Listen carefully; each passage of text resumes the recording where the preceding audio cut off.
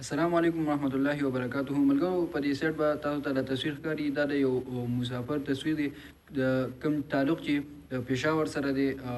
په ترکیې کې په استانبول کې دا وفات شوی دی. تقریبا یو میاشت یې وشوله چې د ده د لاش دغه ځای کې پروت دی په استانبول کې په ترکیې کې دا پروت دی. یو میاشت مخکې وفات شوی دی او دغه ځای کې په ترکیې کې دا پروت دی او پاکستان ته د راوړو دپاره د ترکیې نه ټول کاغذونه هغه د ده برابر شوي دي، خو صرف د پاکستان ام بي سي چې کومه هلته ده سفارتخانه، نو د هغه ځای نه صرف د ده کاغذونه هغه پاتې دي د راوړلو.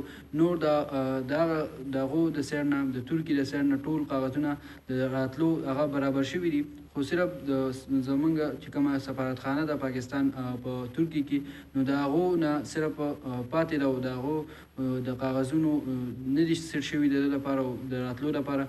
نو د دې ملګري دپاره اواز چوت کوي چې دا د ده د لاش دا خپل والدین ته هغه میلاو شي. که د ده مور هغه جړه او هغه فریاد تاسو واورېدو نو ستاسو به زړه به هم ډېر زیات خفه شي، ځکه چې ما هغه ویډیو وکتله ډېر زیات هغه فریاد کوي، ډېر زیات جاړي.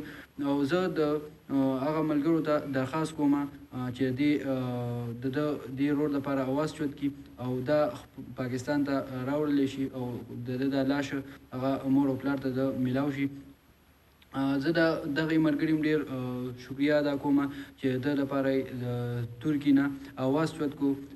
تاسو به هغه ویډیو کیدای شي کتلي د ده لپاره چې چا اواز چوت کړی دی.